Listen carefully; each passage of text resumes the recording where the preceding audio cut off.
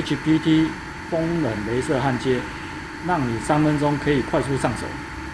首先我们进入开机画面，开机画面之后呢，你就可以看到这个快速选单精简模式，它会选择材质然后你的板厚，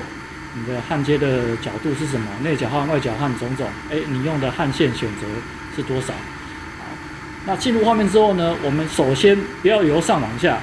我们先选择你要用的焊线是多少。那通常大部分都用 1.2， 我们就选择 1.2。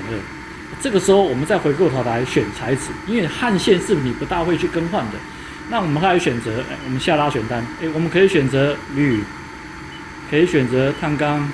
不锈钢这不锈钢是我们常用的。再来我们选择板厚3 mm 厚还是2 mm 厚